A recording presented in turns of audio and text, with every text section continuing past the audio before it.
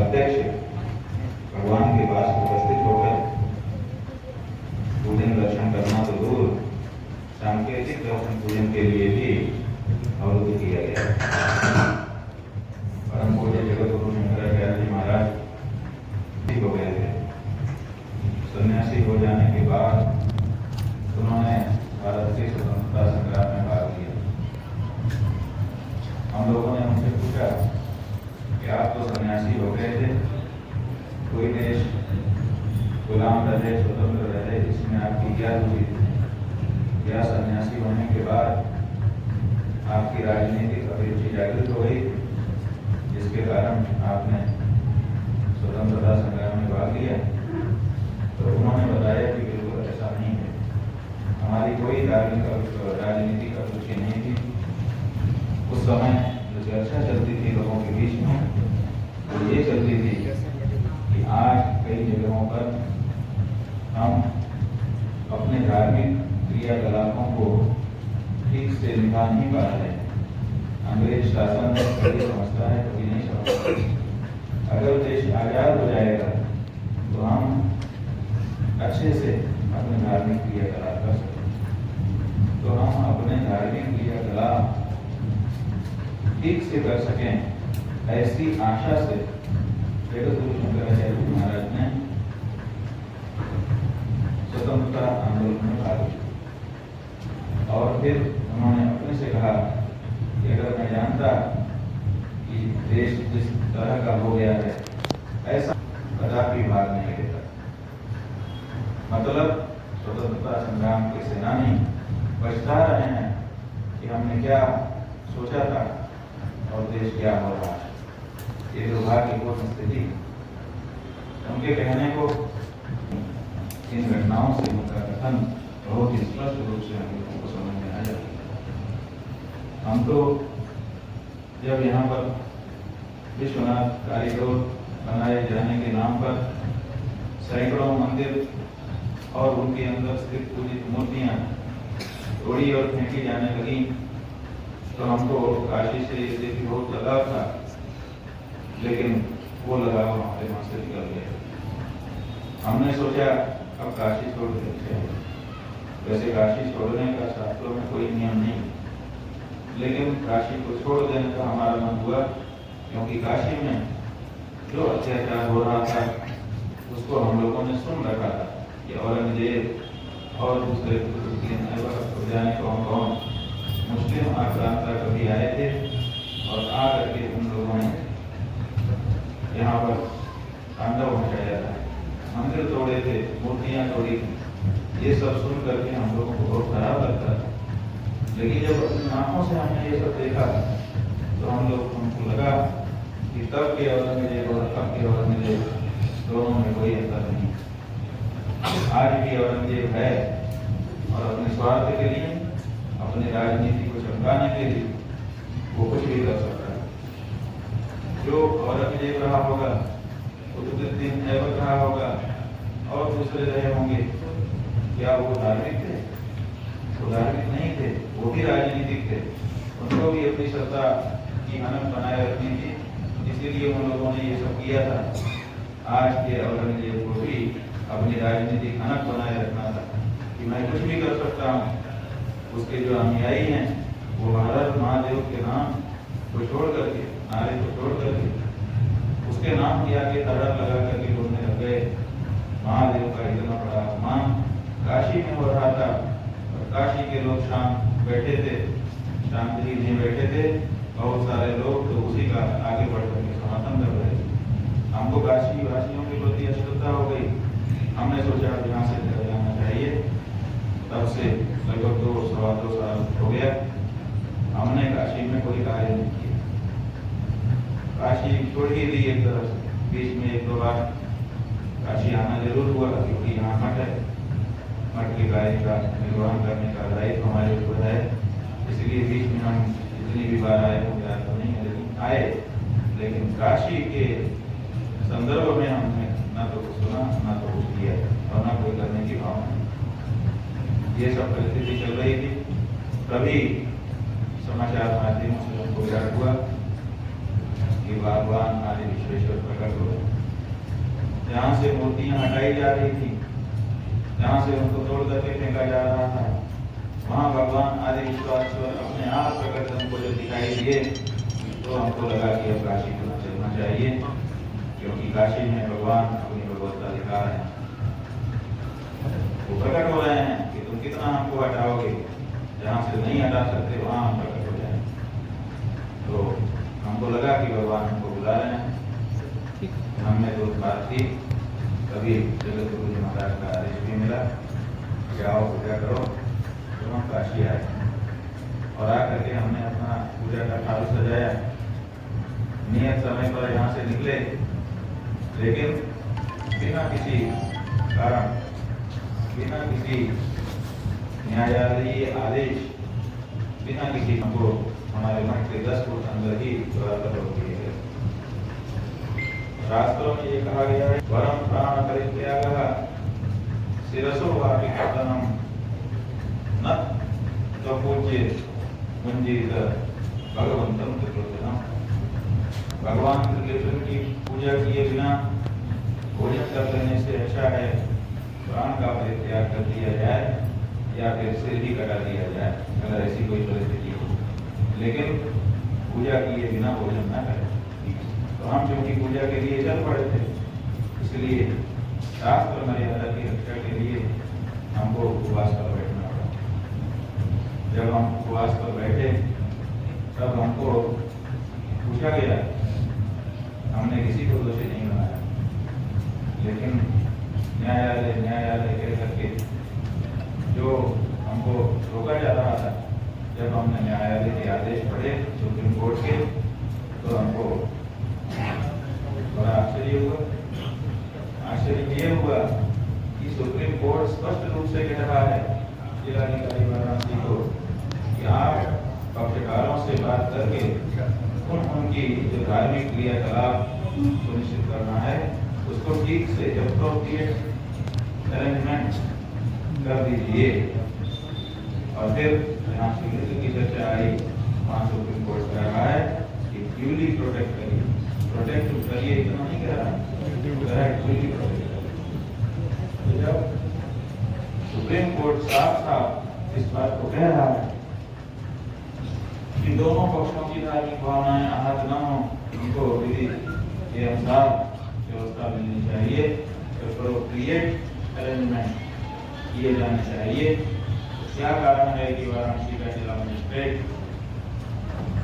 केवल एक पक्ष, मुस्लिम पक्ष की धार्मिक भावनाओं का ध्यान रखता है और इस देश में बहुमत से रहने वाले, इस देश में हिंदू के नाम पर वोट दे करके तब सरकार केंद्र की और राज्य की बनाने वाले हिंदुओं को यहाँ का जिला मजिस्ट्रेट वंचित कर देता है। तो हमको मजबूर होना पड़ा। हमने एक नोटिस बनाई, पीएम को प्रस्तुत कर दिया है। इसी बीच परम पूज्य जगत गुरु शंकराचार्य महाराज का आदेश पत्र हमारे पास आया, जिसमें उन्होंने कहा कि सन्यासी जो भोजन करता है तो सन्यासी का भोजन सामान्य व्यक्तियों के भोजन जैसा नहीं होता। सामान्य लोग जो भोजन करते हैं तो उनका भोजन करने वाले का जो शरीर है उसका पोषण होता है। सन्यासी का भोजन ऐसा नहीं है। सन्यासी जब भोजन करता है तो वो माना जाता है कि वो नारायण साक्षात भोजन करता है। यस्य देहे यतिर्भुक्ते तस्य नारायण स्वयं यत्र नारायण भूते तस्य अस्ति जगत त्रयम्। जिसके घर में सन्यासी भोजन कर लेता है, माना जाता है कि भगवान नारायण ने साक्षात भोजन कर लिया, और भगवान नारायण के साक्षात भोजन करने से तीनों लोग तृप्त हो जाते हैं। तो सन्यासी का भोजन तीनों लोगों की तृप्ति का कारण होता है। आप जब भोजन करने बैठते हैं तो आपने देखा होगा कि बहुत से लोग कितना भी खा लें उनका मन नहीं भरता। हमने देखा है, हमारे एक सहपाठी थे, जब वो भोजन करने के लिए बैठते थे, ये भी दे दो, ये भी दे दो, ये भी दे दो, ये भी दे दो, और दे दो, और दे दो करते थे। और कभी भी जितना उनकी थाली में परोसा जाता है उसको खा नहीं पाते, छोड़ना ही पड़ता। लेकिन आपने मुझसे पूछा भी कि जब आप पूरा खा नहीं पाते तो फिर आप इतना परोसवा क्यों लेते? बोले मेरा मन करता है कि और ज़्यादा खाऊं और ज़्यादा खाऊं, बाद में पेट जवाब दे दे। इसका मतलब क्या हो? इसका मतलब है कि उनको तृप्ति नहीं होती, मन नहीं करता है। तो बहुत से लोग ऐसे हैं जिनको अतृप्त आत्मा कहा जाता है कि ये इनको खिला दो तो इनको तृप्ति नहीं होती। वो तृप्ति हो जाए इसके लिए सन्यासी हो जाए। तो गुरु जी ने बृहस्पति स्मृति का उल्लेख भी किया अपने पत्र में और कहा कि सन्यासी की भिक्षा आवश्यक है, जैसे उसका तर्पण, जैसे उसका प्रणव का जप का कार्यक्रम है, वैसे ही उसके लिए भिक्षा भूख को मिटाने की बात नहीं है, अवश्य कर्तव्यता है। तो इसलिए तुम भोजन कर लो। और फिर उसमें आदेश दिया कि जो लक्ष्य तुम्हारे सामने दिया है उसके बारे में और विस्तार करो और देशव्यापी अभियान चलाने की जरूरत पड़े तो वो भी करो। तो बंधुओं, ये दुर्भाग्य ही है कि हम सनातन धर्मी हिंदुओं को अपने देवता के प्रकट हो जाने पर भी पूजा करने का अवसर नहीं मिल रहा। क्या हम शांत रहकर भी इस अनर्थ को स्वीकार कर लें? आप लोगों में से ऐसे जो लोग हों वो हाथ उठाएं कि ठीक है, प्रकट हो गए तो प्रकट हो गए, पूजा कुछ जरूरी नहीं। जो लोग ये मानते हों कि काहे के लिए पूजा के लिए करना ठीक है, जो है सो है, तो लोग हाथ उठाइए। कोई हाथ नहीं उठा। इसका मतलब है सब लोग चाहते हैं कि प्रकट हुए भगवान की पूजा अर्चना की जाए। जो लोग ये मान रहे हैं वो लोग हाथ उठाइए। ये देखिए, कैमरा घुमा के दिखा दो सबका हाथ उठा हुआ। उठाए रही, इन लोगों ने उठाया। देखिए, भारत का कोई ऐसा सनातन धर्मी नहीं है जो ये ना चाहता हो कि जब भगवान प्रकट हुए हैं तो उनकी पूजा अर्चना से उनको वंचित रखा जाए। अपूजित देवता अगर रह गए तो होगा क्या? कि मान लो पूजा ना हुई, अपूजित ही रह गए तो क्या होगा? तो बताया गया है, अपूज्या यत्र पूज्यन्ते पूज्य पूजा वहाँ तेणी तत्र प्रजायन्ते। शास्त्र चिल्ला चिल्ला करके कह रहा है कि जो पूजनीय हो उनकी पूजा मत रोकना और जो अपूजनीय हो उनकी पूजा मत करना। अगर करते तो क्या होगा? 3 चीजें होंगी, खाने के लाले पड़ेंगे, मौतें होने लगेंगी और प्रत्येक नागरिक के हृदय में भय प्रवेश कर जाएगा। जब मंदिर तोड़े जा रहे थे काशी में तो हम लोगों ने कहा था कि पूजित मूर्तियां हैं, इनकी पूज्यता नहीं समाप्त की जानी चाहिए, अन्यथा ये सब होगा। और आप लोगों ने उसके बाद देखा कैसे कोरोना नाम की बीमारी आई, कैसे पूरा विश्व भयग्रस्त हो गया। भारत में ही सरकारी आंकड़ों के अनुसार 4-5 लाख लोग और गैर सरकारी आंकड़ों के अनुसार 40 से 50 लाख लोग मारे गए और खाने के लाले तो सबको बढ़ गए। सबका रोजगार धंधा ठप हो गया, जाने के दिन लोगों की नौकरियां चली गई। तो ये सब परिस्थिति निर्मित हुई, ये सब परिस्थिति पुनः निर्मित होगी। गुरु जी ने आज के पत्र में लिखा है कि तुमको पूजा करने जाने से रोक दिया, ये देश के लिए अच्छा नहीं है। ये उनका वाक्य, देश के लिए अच्छा नहीं। तो ये तो बड़ी खराब स्थिति होगी। अभी अभी एक बड़ी विभीषिका से हम लोग निकल करके आए हैं। देश के लोग अगर सुना ऐसे ही किसी विभीषिका में चले गए तो ये दुर्भाग्य होगा। हमारे धर्माचार्य जब हमको मार्ग दिखा रहे हैं तो हमको उसका पालन करना चाहिए। तो अब जैसा कि ये पत्रकारों से हमने आपके सामने कहा, वो कह रहे थे कि क्या उपवास बंद हो जाने से हम इस मुहिम को बंद हुआ माने? तो हमने उनको कहा कि मुहिम बंद नहीं हुई है, मुहिम का स्वरूप बदल गया। हम उपवास कर रहे थे, अब हमको खाने के लिए कहा गया है, अब हम खाते पीते हुए इस कार्य को आगे बढ़ाएं। हमारे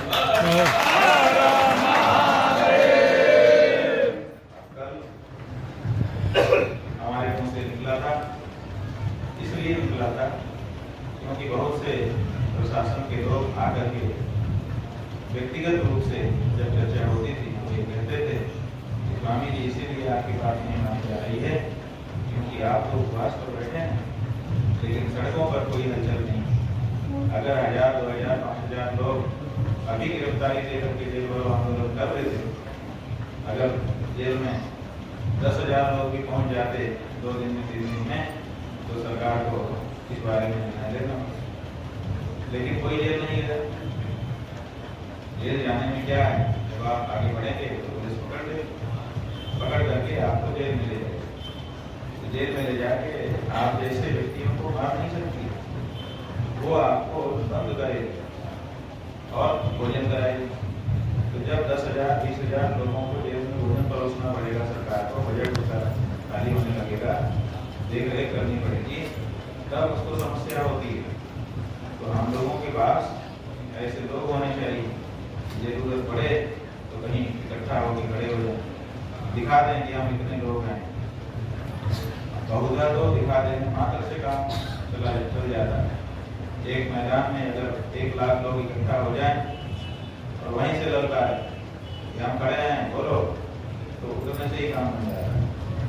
ऐसा होता है कि जो परमाणु बम बनाया जाता है, वो परमाणु बम बहुत कदाचित ही फोड़ा जाता है। बनने मात्र से, ये पता चलने मात्र से कि उनके पास परमाणु बम है, बहुत से लोग सही हो जाते हैं। जैसे ही भारत में परमाणु परीक्षण हुआ, उपकरण अटल बिहारी वाजपेयी के समय, वैसे ही जाने के कितने देश चुप हो गए। क्यों चुप हो गए? उनको पता चल गया कि उनके पास परमाणु बम है। तो ऐसे ही हमारे पास में जो सेना होगी, उसमें लंबी संख्या होगी, तो हम उसको परमाणु बम के रूप में प्रयोग करना चाहिए। परमाणु बम का मतलब है फोड़ना नहीं, हमको किसी से उसको गिराना नहीं, लेकिन दिखा दे जरूर देना है कि देखो इतने लोग तैयार खड़े हैं। और अगर जरूरत पड़ी तो हम लोग जेल रहेंगे, जेल रहेंगे, जेल में सरकारी रोटी खाएं, पड़े रहेंगे। सरकार जेल में कुछ भी अत्याचार हमारा नहीं कर सकती, भोजन पानी देगी, आने की सुविधा देगी। बस यही है कि थोड़े दिन के लिए घर से बाहर जाना पड़ेगा। तो आवश्यकता जैसी होगी वैसा उपयोग किया जाएगा, लेकिन एक सेना के गठन की आवश्यकता हमको उन अधिकारियों की बातों को सुनने के बाद महसूस हुई। तो हमने कहा परम धर्म से हमें परम धर्म क्यों? परम धर्म इसलिए, परम धर्म उसको कहा जाता है जिस धर्म में कपट नहीं होता। धर्म का अनुष्ठान बहुत से लोग करते हैं, लेकिन कपट से करते हैं। कपट क्या है? कपट ये है कि भगवान विष्णु के पास पहुंच गए, देवी जी के पास पहुंच गए, शिव जी के पास पहुंच गए, हे भगवान हम आपकी स्तुति कर रहे हैं, हम आपकी पूजा कर रहे हैं, हमारे बेटे की नौकरी लगा।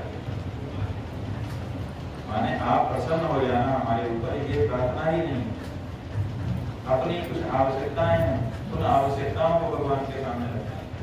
तो जिसको कपट धर्म कहा जाता है कि हमको चाहते हैं लेकिन असल में हमको नहीं चाहते, हमसे चाहते हैं, हमसे कुछ चाहते हैं। माने भगवान से जब आप कुछ चाहें तो वो कपट धर्म में आता है, क्योंकि भगवान सोचते हैं आया है हमको प्यार करने वाला होगा, लेकिन जैसे ही आप मांग अपने रख देते हैं वैसे ही भगवान का मुख बदल जाता है। ये तो सामान के लिए है, ठीक है चलो इसको उन्हीं को कह देते हैं कि भाई तुम देखो हमारे लायक।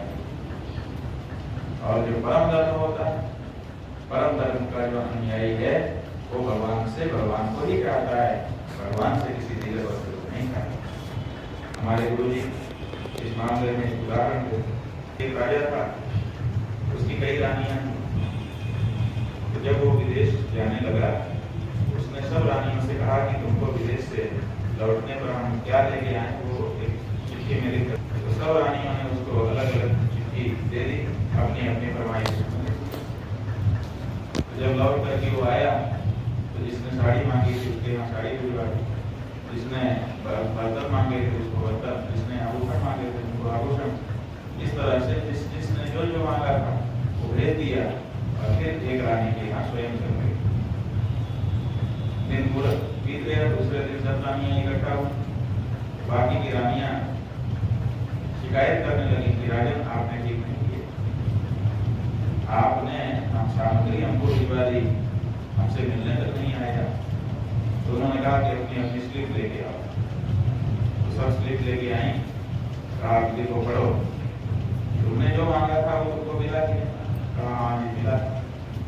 तो उस रानी का, इस रानी के पास राजा स्वयं गया था, उसकी स्लिप था, इसलिए तुम्हारी स्लिप दिखाओ। उस स्लिप में लिखा था मुझे आपसे और नहीं चाहिए, इतना ही अनुरोध है कि आप जल्दी से वापस आ जाओ। तो जिस रानी ने और कुछ नहीं मांगा था उसको राजा सीधे मिल गया, और जिन रानियों ने राजा से कुछ चाहा था उनको वस्तु सामग्री मिल गई। और ऐसे ही जब हम भगवान से भगवान को चाहते हैं तो भगवान हमको मिलते हैं, और जब हम भगवान से कुछ और चाहते हैं तो कुछ और हमको मिलता है, लेकिन भगवान नहीं मिलता।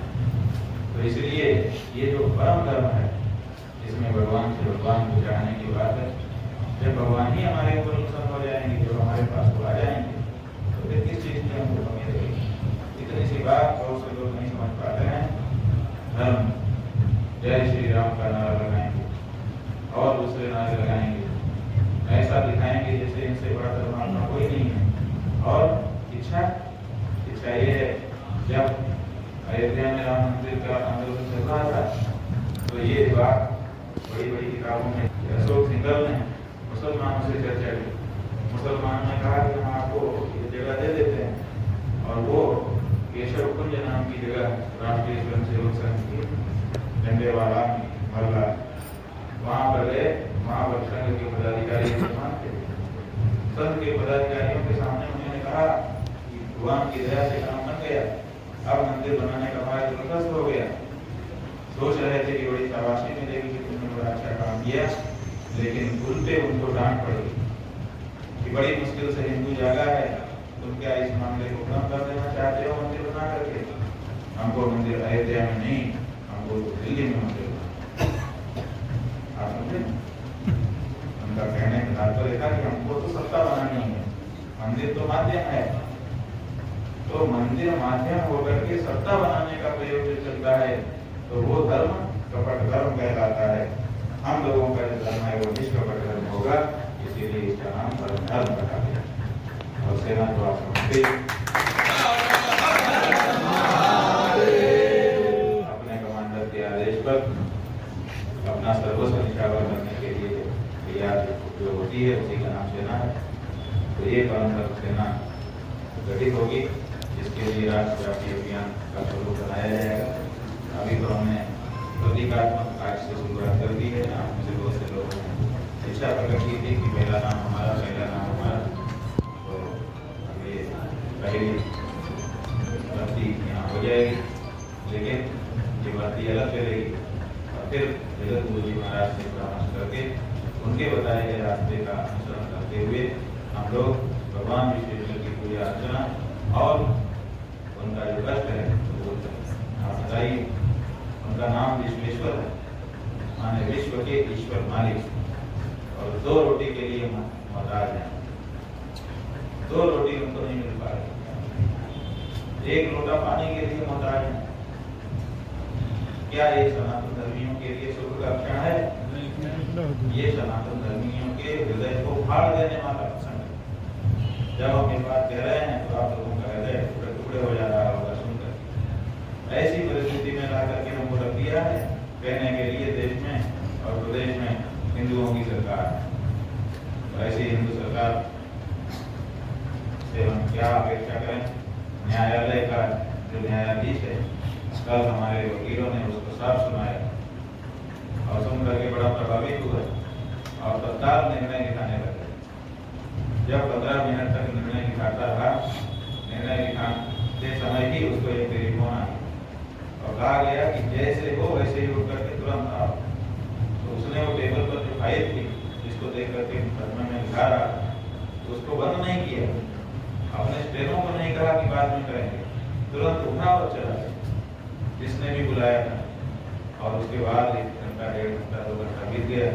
फिर उन्होंने फोन किया कि साहब क्या करें हम? फिर 7:30 बजे रात को 7:30 बजे रात के 7:30 बजे फिर 7:30 बजे रात को आए। 7:30 बजे रात को पहुंचे।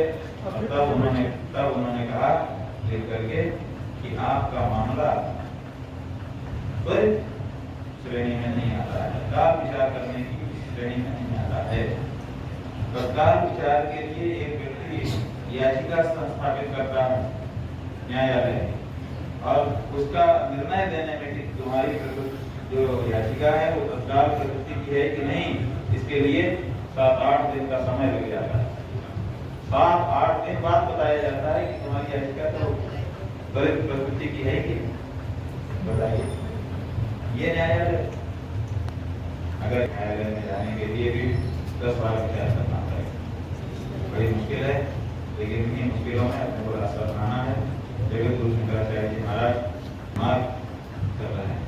स्वास्थ्य उनका बहुत अच्छा नहीं है, लेकिन ऐसे समय में भी अपने सनातन धर्म की रक्षा के लिए उनके मन में कितना दृढ़ भाव है, ये तो समझिए। ऐसा धर्माचार्य सनातन धर्मियों को दोबारा मिलना मुश्किल है। इसलिए उनके बताए गए रास्ते का अनुसरण करते हुए हम लोगों को हमारे जो परम लक्ष्य है उनको प्राप्त करना ही है। बस इतनी सी बात है जो आज मैं आपसे कही।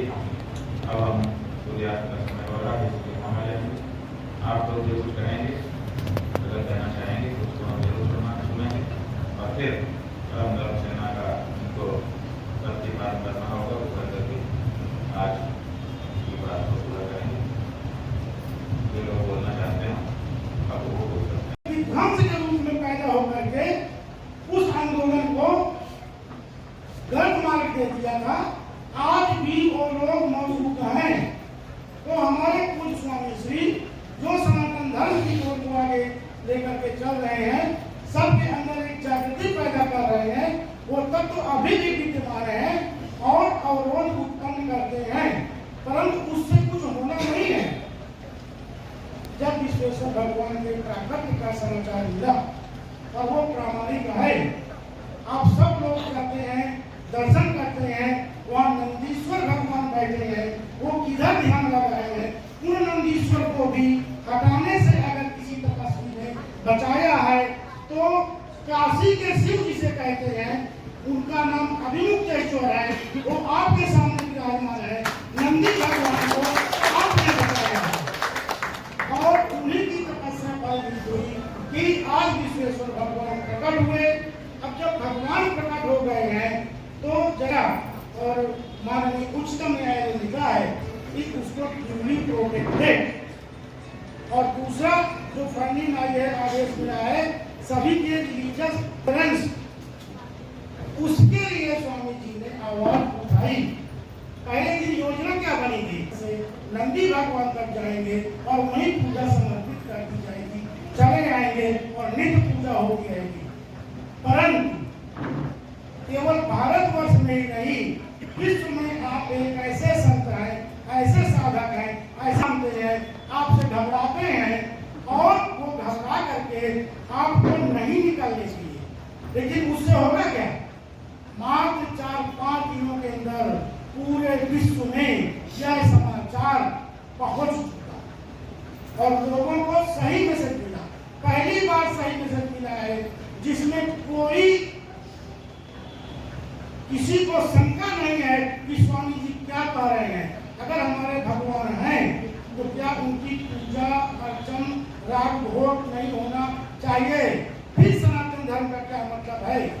इस चीज को सबके हृदय में आप निश्चित रूप से उसका बीजारोपण कर चुके हैं और आपका जो संकल्प है सनातन धर्म को मजबूती से आगे बढ़ाना, वो निश्चित बढ़ेगा।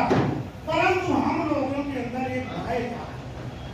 हम लोग हमेशा प्रार्थना किए हैं कि आप अपने शरीर को कष्ट न दे, केवल मार्गदर्शन करें। तो जो आपके भक्त हैं वो भयभीत हो रहे थे और आशा ये थी, और कहा भी गया प्रेम बस, जहाँ प्रेम होता है वहाँ सबसे ज्यादा भय होता है। कि आपने अपने भक्तों पर, भगवान ने अपने भक्तों पर विश्वास नहीं किया और स्वयं बैठ गए। बैठने जैसा कुछ भी नहीं था।